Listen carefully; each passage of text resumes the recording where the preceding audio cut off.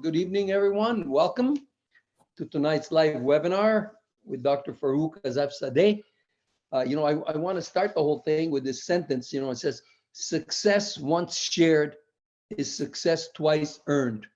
And the people that we bring, to do the courses for us, whether with us and with Eversmiles, are also people that are willing to share their success, which is really wonderful. And that is why we are successful in doing what we do. We're lucky tonight to have Dr. Asefzadeh doing a presentation for us, a webinar on composites and their applications in aesthetic dentistry. It's really neat for me as a non-dental to see that, you can build a new revenue stream.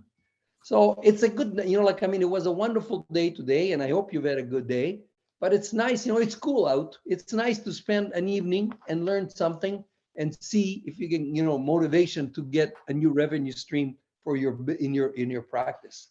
We've done this course before, but I know Dr. Asefzadeh always improves it, and we're ready to do it. We have another 2-day course, because tonight, I assume you can only give them a little bit of a taste of what composites are all about. But we're having a composite course, a 2-day course, where he looks at the basic principles for the composite restoration, anterior and posterior bleaching. And so, it's a good course that we offer. That in the end, you guys will make a decision. But for tonight, we're lucky that he's agreed to do this webinar for us. And we're gonna listen to him very carefully. Before I hand it over to you, Dr. Asefzadeh, do you want them to ask questions while you speak? Actually, they can put it in the chat box or in the Q&A, and then I will give them some idea what to do. Okay, so Dr. Asefzadeh will be here, monitoring the situation once we get started. Yes. And if there's questions, you just send them as he speaks, and then they'll decide how to handle this thing. I thought maybe it would be at the end or the beginning, but you're the moderator. You judge. In the middle, they can put it in the chat box or Q&A, and I will ask Farrokh to answer the questions. Beautiful, okay. Beautiful. So again, guys, I want to mention when the next course is. It's November 3rd and 4th. Okay, it's at the Shaw Lab Group, so essentially located, and you can register either with Eversmiles, or with Palmieri Media Group. We partner in some very, very good courses that we do together. Also, a reminder before I turn it over to Dr. Asefzadeh is that October 20th, it's Spectrum Day Toronto. A lot of people now are coming. Last year we had over 2,000 people. This year, I think we're gonna go way over, and it's free. Everything is free. Okay, we're gonna have more presentations. I think we're gonna get about 125 exhibitors, 2 Core 1 courses, and we also have a business component, and we're gonna have a flea market in the morning from 8:30 to 10. Where companies try to get rid of their inventory. So there's something for everybody, and so just check and see what your dates are available. Mark your calendar for November 3rd and 4th for the Creating Beautiful Smiles by Mastering Composite Veneers. And then, hopefully we can see you at other courses that either Eversmiles does or the Palmieri Media Group does. Okay, I'm gonna give it out to you, Dr. Asefzadeh. It's all yours, and I will disappear. Okay, hello everyone. Thank you for joining me for this meeting. We are going to talk about some aspects in cosmetic dentistry and aesthetic dentistry, mostly on direct bonding and adhesion. So we're going to share some slides. Can you see the slides right now? Okay, so we can create some magic with composites. And of course, we're going to talk about mostly composite today, but there are some basics, for instance, for bonding, because bonding is the basic for all adhesive dentistry or biomimetic dentistry, as we say today. So if you have any questions, just write down into the chat box, or you can ask the moderator. So I will answer them after a brief presentation. I'm going to talk about some key points in composite and aesthetic dentistry. First of all, why is the aesthetic dentistry very important? Because at the first impression, what you just notice in a person's profile is the tooth. As you can see here, I think a lot of you have seen this picture.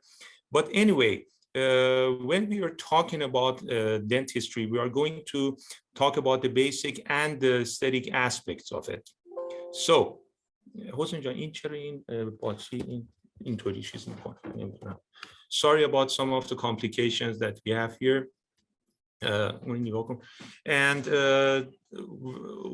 what I'm going to talk about is that we have to minimize the complication in the aesthetic dentistry. And for instance, in this case, as you can see, I think so, yeah, it's charging.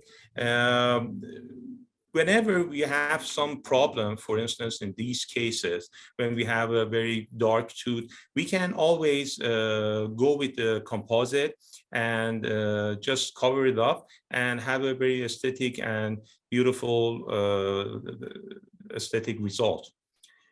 Okay, so we're going to talk about dentin bonding, or bonding as we can see, call it. Bondings can be presented as in the classification of We can't hear anymore, Dr. I cannot, you cannot hear me? Asefzadeh, your sound is gone. Yeah, why? Wow. Can come back and say, hey, you know what? I know we took this tooth out. I need to look into treatment options. Now, you guys are working with insurances. It's mute. No, it's not.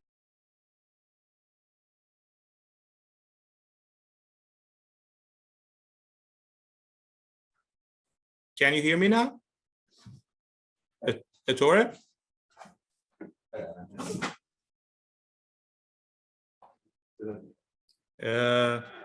Can you hear me now? Okay. So the thing is that we can talk about generations or strategies of bonding. And in this case, بیا ببین این چرا پاس شد این چرا نمیره جلو Okay, so one of the main reasons that we're going to talk about bonding and the importance of bonding is that the micro leakage between the composite and the tooth. And the thing is that mostly we have the micro leakage in the gingival section, in the cervical area, because we have the dentin over there. And as you can see in this area, in the enamel section, even the bonding or the micro leakage in the cervical area is so much. We don't have anything in the enamel, because in the enamel, normally we don't have any problem. But it is the dentin or cervical area that we have to be very careful about it. So the bonding strategies, we have the multi-bottle, two-step, one-step, all-in-one bondings that we, as we call them, the universal bonding agents. And the three steps, for instance, in the 3M bonding agents, we have 3 steps that we will call that, we were calling them the 4th generation. We have the 2-step etch and bond, which was the 5th generation. We have 2 steps in the 6th generation without etching. And recent ones, they are the universal bonding agents that we can use it with etch and bond, etch and rinsing and bonding, or without any etching. They're called the self-etching. So we have the multiple bonding, the 4th generation, the 5th generation, 6th generation, which was self-etching, the 7th generation, we don't use it anymore, and the new one, the universal bondings, adhesive universal, for instance, from Ivoclar Vivadent. So 4th generation, we have 5th generation, as we call it, with like X-size single bond. Still, we can use all of these generations. And the 6th generation, like SE bond, self-etch bond, adhes, prompt from 3M, 7th generation, and the universal adhesives like Adhes Universal from Ivoclar Vivadent. So in these cases, we can either use it as self-etching, like here, or selective enamel etching, or total etching. And the thing is that the most cases, we can use this selective enamel etching that has the best of both worlds. I mean that we etch the enamel so we don't have any brown stains or brown line between the composite and the tooth. And we also have the very good dentin, self-etched dentin bonding from the adhesive. So we have very high bond strength. There are a lot of universal bondings like single bond universal or G premium bond from GC or whatever. All of them has the same mechanism. So we can use it with like self-etch or selective etching or total etching. But we have to be careful with total etching that we don't desiccate or dry out the dentin. So we have to use blood drying. So in the selective etching, it's the best technique that we can etch the enamel. So we have a very good sealing on the enamel, and then just use the bonding agent on all the surfaces, and it can self-etch the dentin. So we will have the best of both worlds in these cases. So we have the smear layer and we have the smear plug. In etch and rinse, we remove all the smear layer and the smear plug and demineralize the dentin. So the bonding agent will penetrate all those areas and we will create a layer cut hybrid layer. Okay, so here, this is the smear layer, this is the smear plug, and this is the demineralized collagen fibers. And here we have the hybrid layer as it's the combination of the resin and the collagen fiber and the resin tags, as you can see here, the resin tags.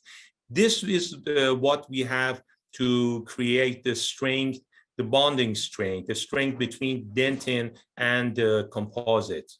So in this here, in the self-etching bonding agents, we still have the smear layer and smear plug, but here we don't use acid etching. So the primer, the acidic primer, which contains MDP in most of them, this will dissolve the smear layer and smear plug and penetrates it simultaneously. So in here, we have the hybrid layer as well, but the thickness of the hybrid layer is a little bit less than when we are using the acid, but it's more than enough. So in self-etching dentin bonding agents, we still have the resin tags, we have the hybrid layer, we have all of the components of the very good bonding. So it's completely acceptable to use self-etching bondings. So this is the dentin surface when it is covered with smear layer, and this is after removing the smear layer. And if you can see here with the SEM pictures, we can see the dentin surface that is demineralized. Okay, these are the collagen fibers. And what happens is that the bonding agent goes into the dentin, into the resin, into the tags. We will create the resin tags here, and we will have the hybrid layer, which is the combination of the resin, the dentin bonding, and the collagen fibers. So all in all, we have a very good bonding agent. So a bonding strength. So in a bonding agent, we have the BIS-GMA, we have hydroxyethyl methacrylate functional monomer, solvent, filler, initiators.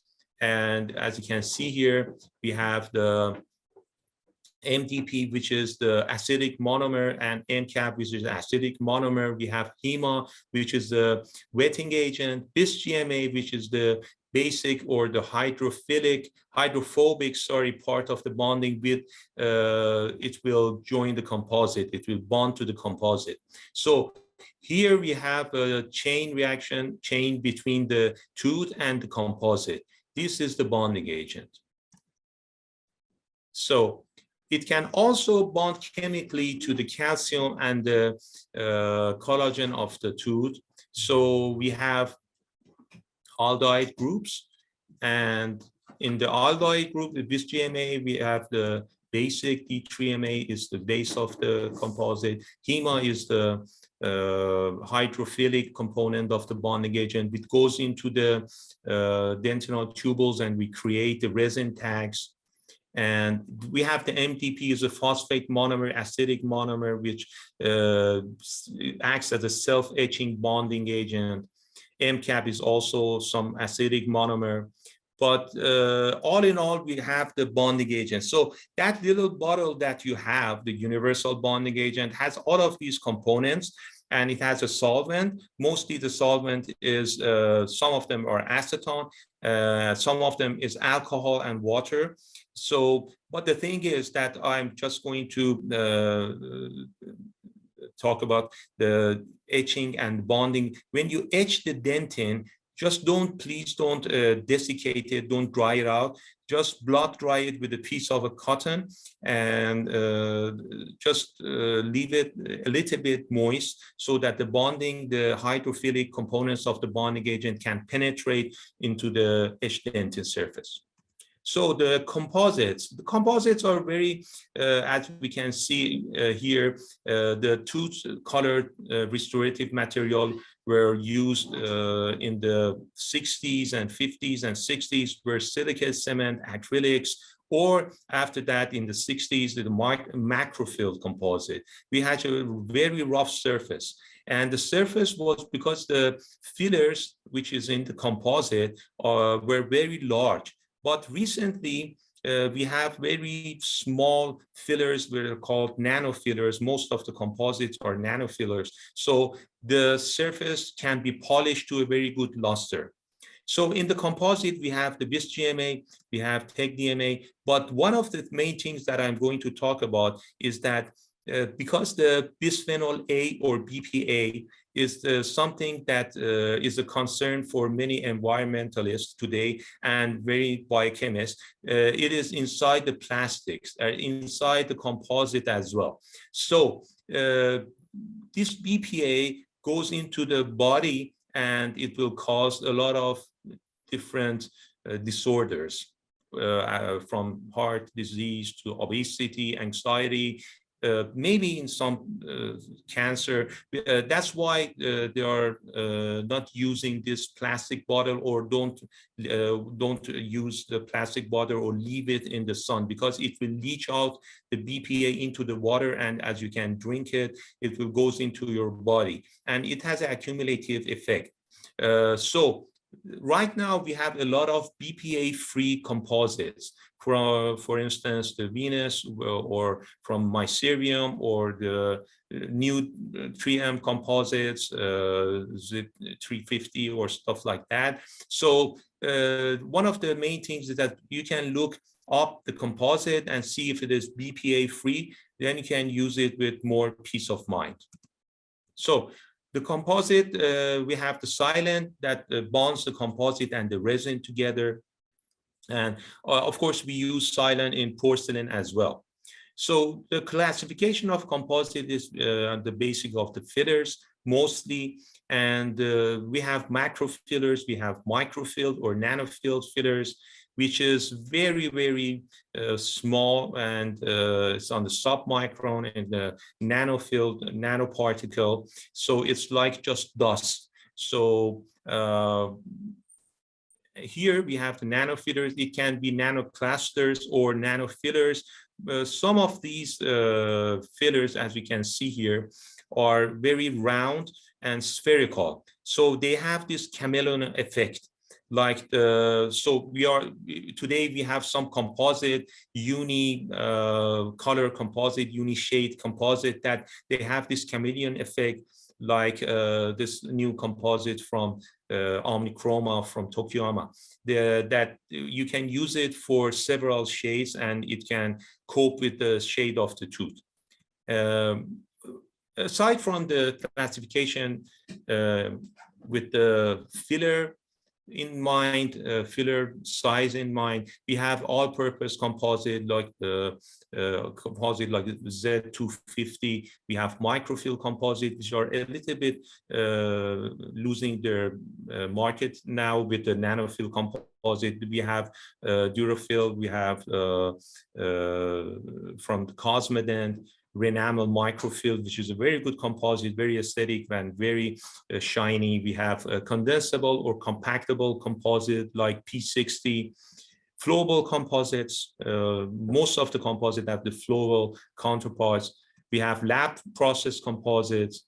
Compomers are a little bit recently losing its market right now. Hybrid ionomers like Fuji 2 LC light cured, which from the GC company, is actually glass ionomer cement mixed with composite, and it can be light cured. So it's actually dual cured.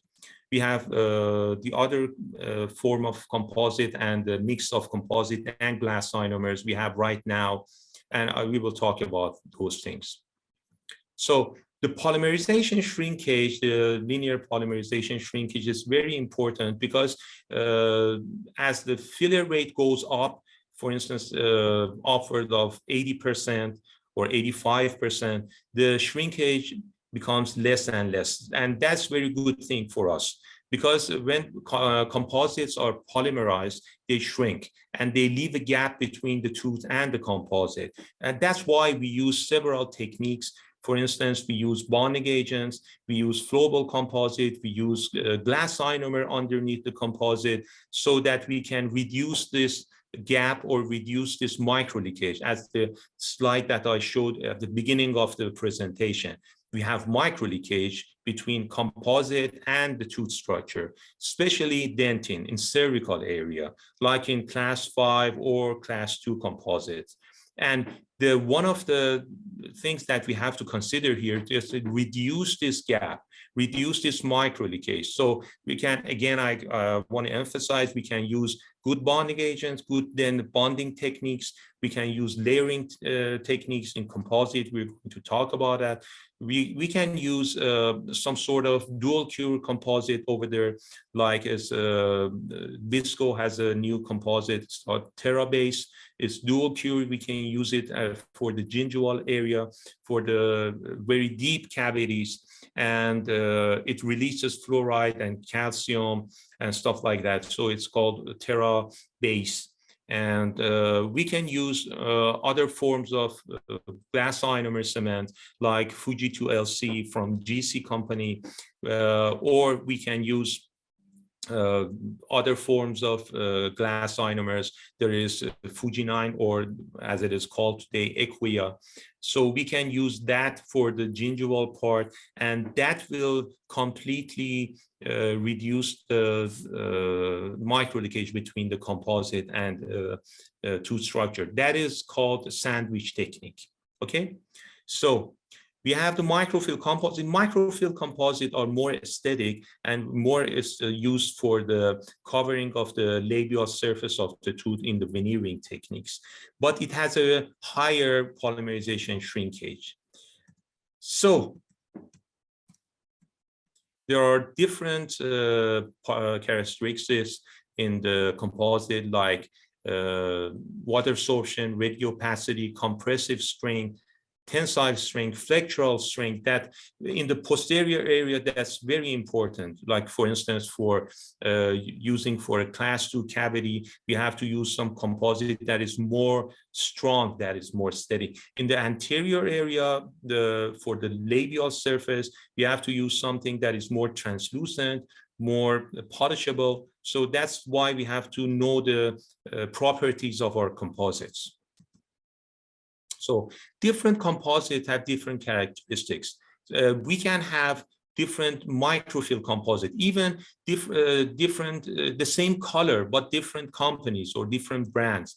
But for instance, we have nanofill composite, we have Evotetric, Evoserum, Enserum, Empress Direct, Apex, Aesthetics, and all the composite, we can name a lot of these. You can see a lot of them in the market. For instance, this is here. It is an Empress Direct. This is Estelite Sigma Quick from Tokuyama, or maybe Mycerium. We can use Mycerium. It's a very aesthetic composite. And as you can see here, this is the, here, this we had a very old and broken composite with micro leakage, and the micro leakage and the discoloration on the surface, and I replaced it with Mycerium composite here. And we can talk about the techniques in the coming seminars, and how to achieve something like this with the staining, with the translucency, with the form and the polish of the composite. And we have packable composite like Surefill from Dentsply, or 3M we have the P60. And these are very good composite for the posterior area. We can compact it, pack it inside. It's not condensable like amalgam, but it's packable. So it has the feel of the amalgam to it. And these are very strong composite, but mostly they come in two shades. For instance, a B2 or A2, something like that, that is sufficient for the posterior area. But some of the composites are very for aesthetic dentistry. For instance, the IPS Empress Direct. It has a different translucency. It has a dentin shade. It has the enamel shade, different translucencies. It has colors. We can use for instance, discoloration, covering the discoloration, covering some of the, for instance, producing some enamel defects. For instance, if you want to match it with the other teeth for like the hypocalcification, something like that. So we have 32 shades, dentin, enamel, and translucence, 3 shades.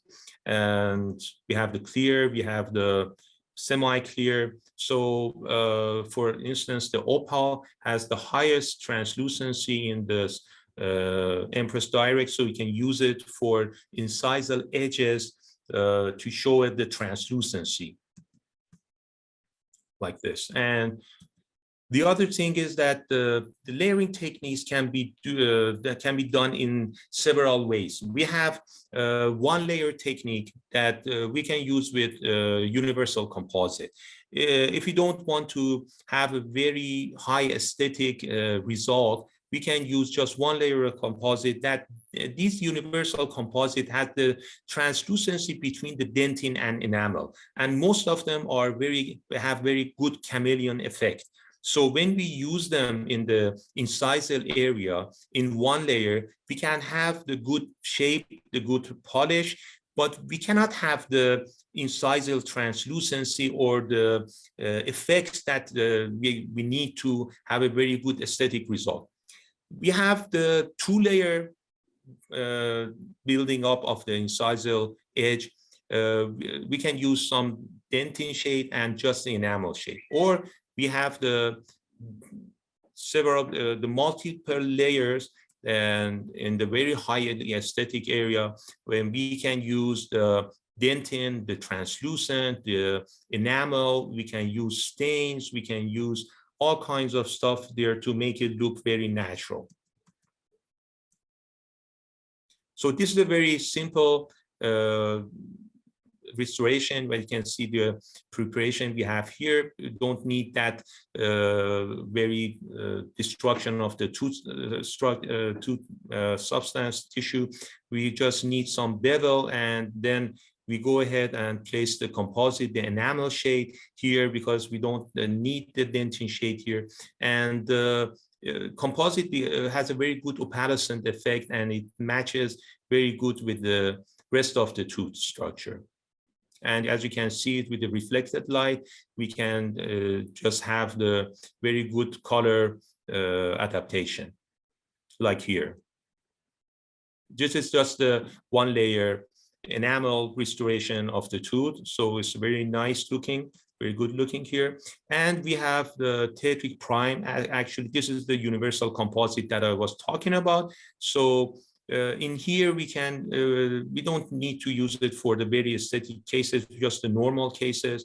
We can use it for anterior, as you can see here, or the posterior area. It has a very good color match, very strong, but it's not that much of a aesthetic dentistry that you can use a multiple layer of composite. Okay. So there are some other materials that we can use in combination with the universal composite, the composite that you are familiar with, like flowable, universal flowable composite, fast, high strength, fast set, self-cured glass ionomer composite, and bulk fill posterior nanofill composites. So this is the packable composite that we talked about. We have another material. This is a glass ionomer cement, but it's practically built for restoring posterior tooth. Okay, so this is from GC company. It's called Equia Forte, and it's a glass ionomer cement. It's self-cured and doesn't need any bonding agent. And we can use it for mostly in second molar or maybe some small class 1 and class 2s. And also we can use it in sandwich techniques for the deep areas, deep cavities, that we can use it as a base and then cover it with composite.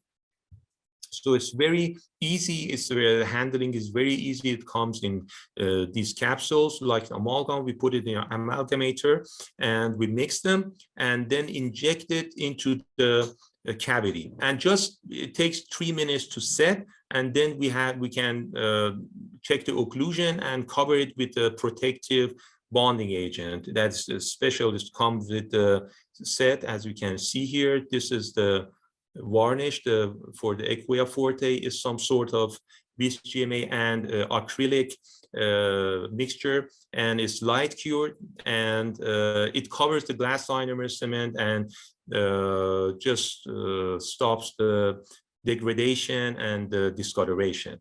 So it's a very nice material. You can use it in deep cavities. So if you are afraid that the cavity might have, the tooth might get sensitive, hypersensitive after the composite filling, this is one of the materials that we can use, especially in the interim restorations. And the other new material that I was going to mention is the universal flowable composite.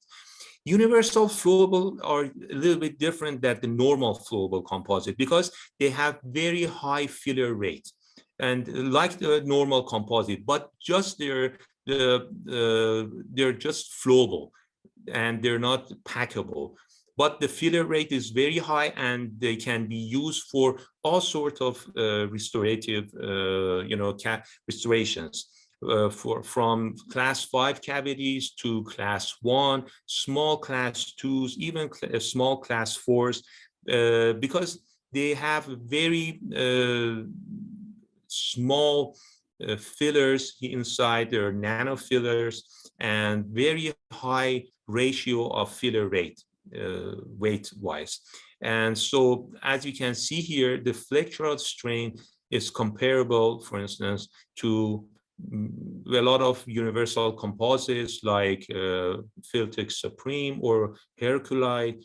So as you can see here, the flexural strength is very high, so it can be used in a lot of different restorative applications. And they have a very good color adaptation as well, if you use it, for instance, in a small class 2 cavity or class 1 cavity, or maybe in the pediatric dentistry as well. So one of the main things about composite cavity preparation is to just don't use the normal conventional cavity preparation techniques that you use for the amalgam preparation, the GV Black technique, GV Black criteria. We have to use the micro preparation or micro bursts. They're specially built for aesthetic dentistry. For instance, for the class 3, class 5, class 2, class 1. Don't use the box form, use the modified cavity preparation form, which is the more rounded, and it just we just need to remove the carious lesion and the very thin enamel. That's it. We don't just take out the undermined enamel necessarily, because here we have to save and conserve as much as the enamel as we can save, because that is the most detrimental effect on the cavity if we just lose the enamel. As you've seen in the slides before, we have very good adaptation of composite and bonding to the enamel, and the micro leakage is actually virtually zero. So we have to save the enamel in all places, in all the margins of the cavity. So light cure units. All of these things that we said, they are light curable, aside from the self-cure glass ionomer composite. Of course, we have some dual cure composite. Nowadays, we can use them as a form of base in the deep cavities, deep composite restorative cavities. One of the instances is the Bisco, is the Terra base family. Terra base is a self-adhesive. It's a self-adhesive. We don't need to use bonding agents underneath them.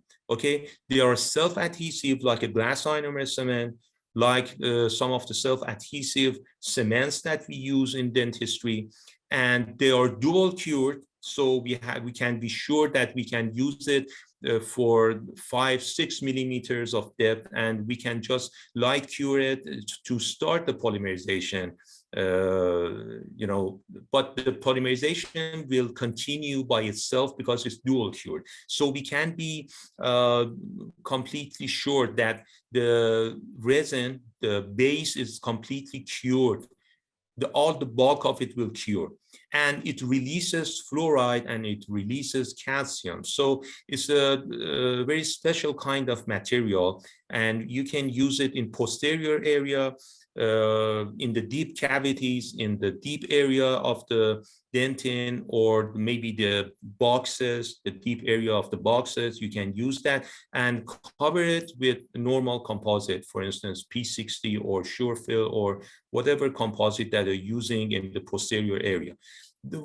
Just one thing, that the color is a little bit whitish, so it's not very aesthetic. If you want to use it in the anterior area, be sure to not use it over the edges, over the margins, and just cover it, all of it, with very good dentin composite and then enamel composite. But going to the light cure units, we have this LED light cure units. Mostly all of the units light cure are LED. Some lasers have come into the market, and you can use laser. The depth of cure is a little bit much more, but it's very focused, and you have to cure in increments in the laser. But with the light cure, normal LED light cure units, we have good depth of curing and good coverage. And we have a very high energy output as well. For instance, this power curing from Ivoclar Vivadent is blue phase. It has 3,000 milliwatt per square centimeter of curing power, and you can cure the composite in 3 seconds. But it has to be a special composite. It has to be a bulk fill composite. So we have bulk fill composite, which are a little bit more translucent before curing, so they can just guide the light to the depth of the cavity. But after being cured, they have the normal color, normal shade of the tooth. Okay, so we have these light cured, powerful light cures as well, but they can mostly they have to be used with the normal curing power, which is something around 750 to 1,000 milliwatts per square centimeter. Because if you use the high power rate, the 3000 milliwatt, it could be too much for normal composite restorations, especially in class 5 cavities. So my recommendation is that you cure with the lower power and even with the ramp power, which we're going to talk about. Light guides are completely different. We have different sizes, different diameters. For instance, one of these is the micro tip, and we can use this for bonding, tack curing the porcelain veneers, or maybe curing at the bottom of the class 2 cavity restoration, because we have a distance between the light cure tip and the bottom of the cavity. So as you can see here, if you increase the distance, the curing power will decrease. Okay, so when we have a very deep cavity, class 2 cavity, if we even have 400 milliwatt in the surface, we have 200 milliwatt at the bottom of the cavity. So maybe it's not a bad idea to use some sort of very small, as you can see here, I want to show you something here. Okay, so the tip that I showed you is called the micro tip, and we're going to talk about that later, or maybe in the seminar, in the course, that we'll talk about the different techniques. This is mainly the basics for the composites. And we can use this guy here, this micro tip, and it will go into the cavity and to the bottom of the cavity, so we have very good polymerization. So the ramp technique that I was talking about is that the light cure unit would start with a very low energy, and it will increase gradually. Okay, so we don't polymerize the composite that much quickly. So we can give it time and give it some condition that it cures slowly. What good is that? Because in this case, the real advantage is that we give time for the composite to compensate for the polymerization shrinkage. So if we use the ramp technique for the first layer at the bottom of the cavity, for instance, at the bottom of the box, in the class 2 box or the class 5 cavity, it will increase our chances to reduce the micro leakage and reduce the secondary caries underneath. That's why I don't use the high intensity curing light for all of my composite restorations. I normally use the ramp technique. Okay, and most of the composites nowadays have ramp, or they have step curing, which starts very slow, very low power, and then it will go up to the normal curing power. Dr. Yes. I've got a question. I don't know if you can. I hope that my voice is not echoing there, but Actually, it's echoing, but I can mute myself. Okay. Is it harmful for also the tooth? Because you said that if you're using these high power light cube, Yes. it's harmful for the composite. Yes, of course, because they So produce heat, and one of the main things is that, for instance, if you use it in a class 5 cavity that you're so close to the pulp, it can overheat the pulp, and it will cause hypersensitivity. So one of the main reasons that I said that I normally use the ramp technique or the step technique for the composite restorations, mainly for class 5 or class 2, is that the high power, the 3000 milliwatt, is way too much for the pulp to handle. So we have to use it just for 2 or 3 seconds. That's it. If we want to use it for 20 seconds, it will cause the pulp to overheat. One of the major disadvantages of the high power in curing is that. The other thing is that For instance, if you have a class 2 MOD cavity, okay, we have two thin walls of enamel on the buccal and the lingual side. And we put a lot of composite and we want to cure it all in one shot with the high curing light.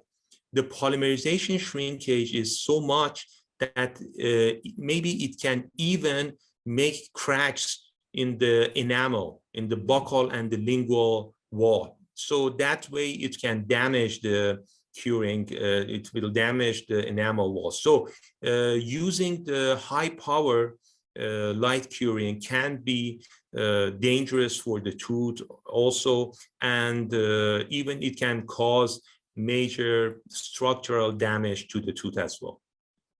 Thank you. Just want to tell to the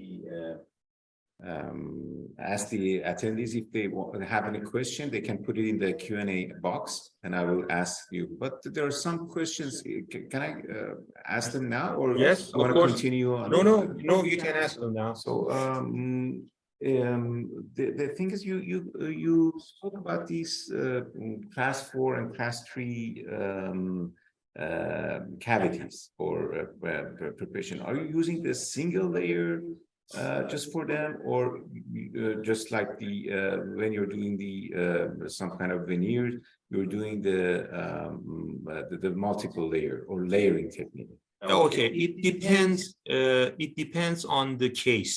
If we don't have a very highly multi-layer tooth, for instance, sometimes the tooth is very young and we have translucencies, we have mamelons, we have the halo effect on the incisal edge, then we have to use the 3-layer composite restorations, or maybe in the veneer cases, if you want it to look very natural.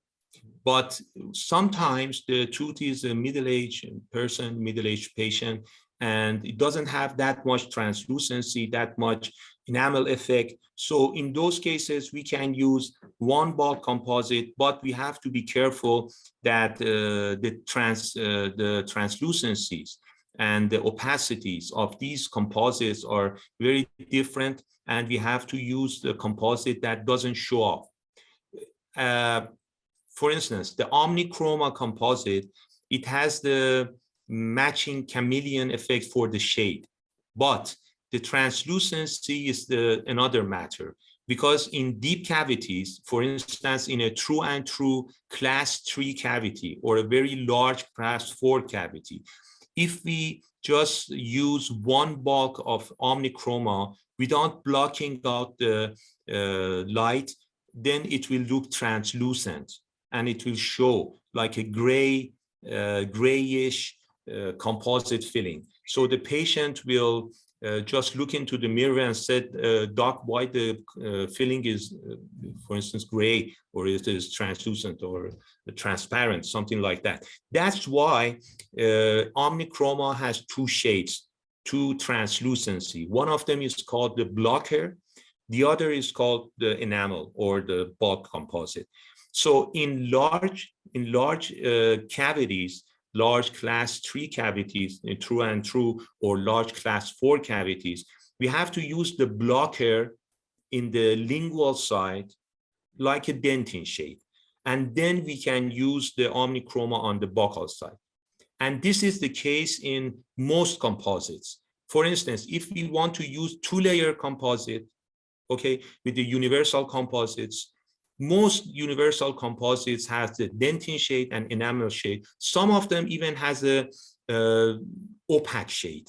Okay, for instance, the Estelite Sigma Quick, it has only one opaque shade that we can use it for the lingual side of the true and true class 3 cavities or class 4 cavities. That's why we use it, because we have to block the light from going through the mouth, okay? So it won't look grayish. So in these cases, in very large class 3 or class 4 composite, we use 2-layer, okay? 1 layer is a blocker or the opaquer or the dentin shade, and the buccal surface which is more aesthetic and translucent, it will be the enamel layer. So we use it in these cases.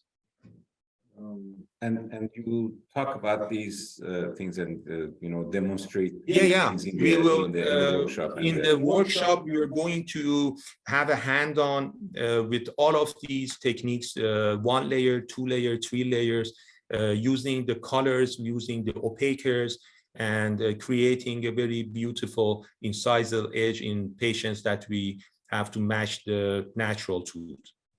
Then another question was about the preparation, because you spoke about the minimal preparation, or how to conserve and how to preserve the enamel. Because as you have seen in when you go to these NDEB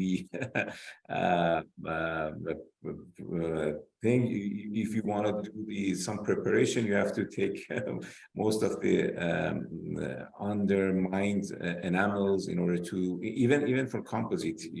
They say that you have to take it out. But my question is, are you using any special burrs for this reason?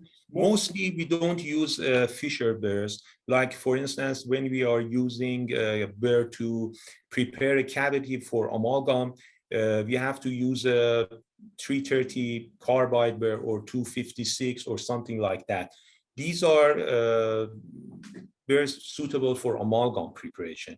They're not suitable for composite. In composite, we mostly use round burrs or round-ended burrs. So we don't have to, grind off the enamel from the occlusal surface.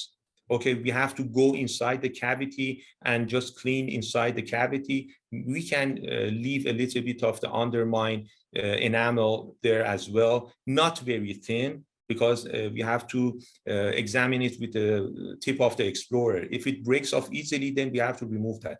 But if it is just undermined, it's not like amalgam. We have to remove all of the undermined enamel. We can just leave it there because it's very precious for the bonding. You see, we have to keep all of the enamel in the margins of the cavity so that the margins could be completely sealed off. Okay, even in the gingival area, in the cervical area, even if you have some undermined or unsupported enamel, we have to keep it. Okay, because in the composite restorations, enamel is vital. Okay, but in the in the composite restoration, enamel is vital. But in the amalgam restoration, we have to remove all the unsupported enamel on the gingival or the cervical area. Okay, so normally I use very small round burrs, and there are specialized burrs for the aesthetic dentistry, for conservative dentistry, which is called biomimetic dentistry nowadays, that we have to use special kind of instruments as well. And you spoke about this universal flow. I think this universal flow is, the replacement for all of the composites, no? But in posterior side. No, this is a very, it's actually a fairly new material. It's I think it's been in the market for last 4 or 5 years, and it's the same flowable material, but it has a very high filler rate. That's the difference. Okay, because in the normal flowables, we have between 40–50% weight percentage of fillers, and they are not very strong for restorative purposes. But in the universal flowables, they have somewhere between 75–80% filler rate, and their flexural strength is very high. Some of them are even higher than normal composites. So we can use it for filling or restoring small class 2 cavities, class 1 cavities, class 4 cavities even. And they have enough strength to hold their form and hold their, the shape of the cavity for so long. So another question is about this Equoia Forte from GC. It was from GC, you know. Yes. So it doesn't have any statics, no. No, mostly it's used for the posterior area. And then can you cover it with some static composite? Yes, of course. You can use it just purely with you can fill or restore the whole cavity with Equoia. For instance, a very large class 1 cavity in the second molar, which can be troublesome for some people because it will sometimes it will cause hypersensitivity to chewing forces or something like that. We can use Equoia for all of the cavity in that in that sort of cavities. But in most cases, we can cover it with composite, and we have the sealing capability from the glass ionomer cements and the fluoride release of them. So we won't have any micro leakage in the gingival cervical area, and it will cover all of the denting. And then we can cover it with 1.5 millimeter to 2 millimeters of composite, universal composite, but I normally use packable composite for posterior area. And then we can use it as a sandwich technique, open sandwich technique. Then it can have the benefits of both composite and the glass ionomer cement. So if you have some more slides, you can continue and then. Okay, I think we have to reach the limit of the thing because it's 8 o'clock. So you have to just tell me how long do I have? 5 minutes. 5 minutes. Okay. Yes, of course. And we will do some question and answer. Some questions if the participants have some. Okay. Yes, of course. So when we light cure the material, the composite in here with the blue light, okay, it's normally somewhere between 450, 460 micrometer. And it will we have the photo initiator.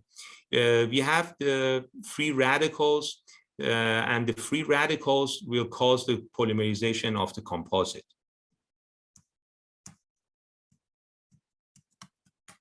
Okay. I don't know why my screen has froze. Let me see. Okay, so in the composite, we have different steps or stages of polymerization. We have the initiator, for instance, in the self-cure composite, what peroxide. The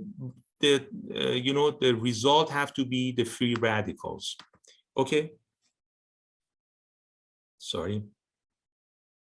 The free radicals, which will cause the initiation and which will cause the new radicals, propagation and termination. So we have a polymer in here.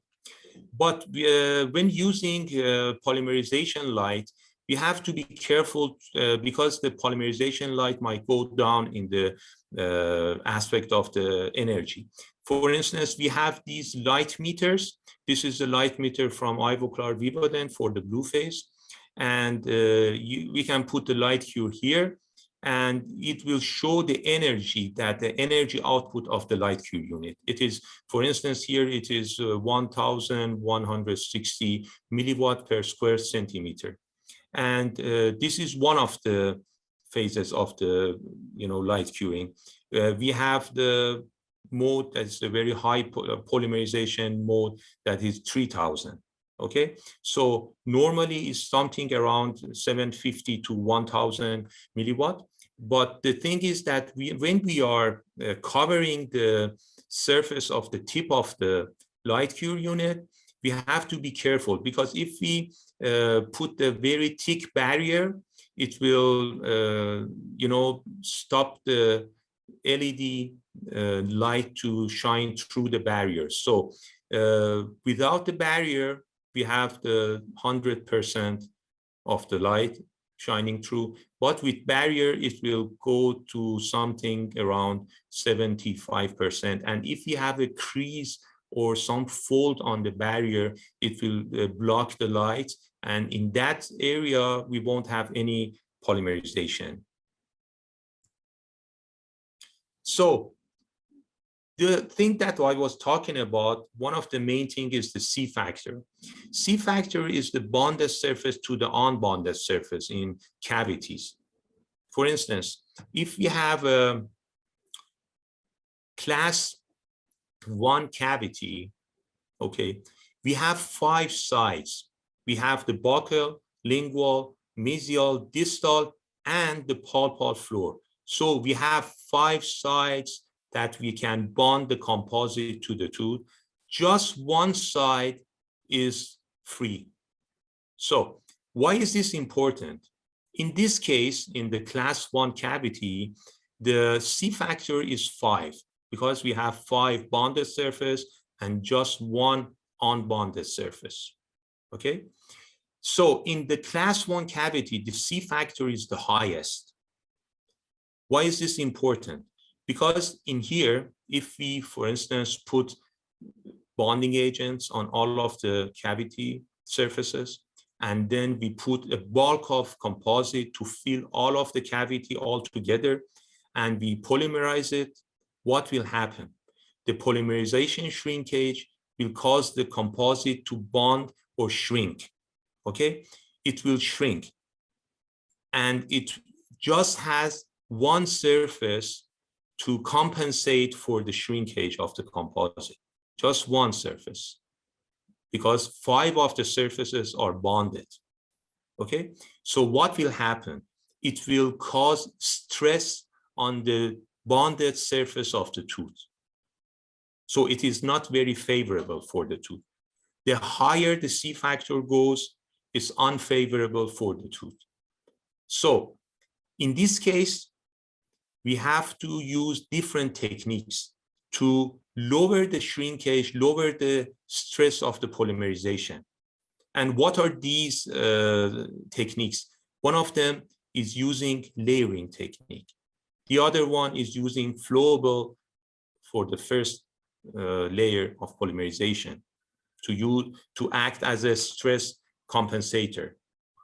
And the other one is to just fill the tooth with glass ionomer cement and cover the glass ionomer cement with composite.